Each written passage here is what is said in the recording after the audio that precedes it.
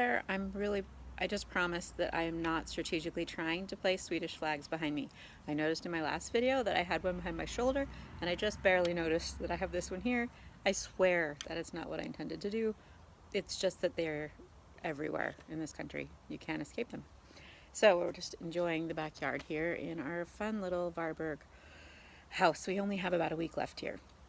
And I just wanted to do a quick update on the people who I just realized that I have a big set of friends who just were like, wait, what are you doing? Where are you? How did this happen?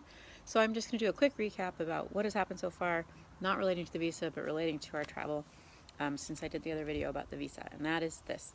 We decided that we wanted to travel and move to New Zealand. It's going to take longer than we expected to get our visas processed to New Zealand. So we originally decided we would travel for about a month in between going from the US to New Zealand so that we could get the benefits of the travel without the expenses of having to pay for our house and all the travel. So we planned a 5-week vacation in Europe, and we left on June 22nd, and we went to the UK, and we did London, and then we went to Bristol, and we saw some beautiful English countryside and like medieval villages and things like that.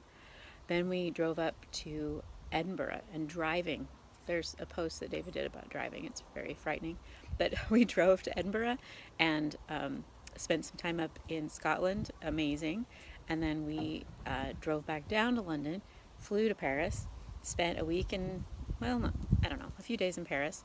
Then we drove down on the right side of the road, thankfully, way easier, to the French Alps, and went to what we originally thought was Annecy, but we found an Airbnb that was close to Annecy, and it was really Menthon St. Bernard, which turned out to be way better, and we loved it, and it was so great. And we were there for a week, and we paddle boated on the lake, and oh, that was probably one of the best experiences. And then we went back up to Paris, and oh no, while we were in Paris, we went to both Geneva for a day, and we went to Italy for dinner, so we could count more countries. We were just doing too much too fast, but it was fun. Then we went back to Paris, and then we flew to Oslo. We spent a few days in Oslo. We took a train to Stockholm. We spent a few days in Stockholm, about 4 days, but by that point we'd already realized that we might be in for the long haul, so we had booked an Airbnb here in Varberg, which is actually closer to Oslo than it is Stockholm, on the western coast of Sweden, and that's where we have 30 days, and that 30 days is up on the 31st, and then we're headed to Spain.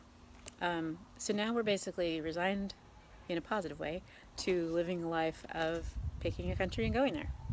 But we do have limitations on how long we can be in each place, so we're just trying to follow the laws and that sort of thing.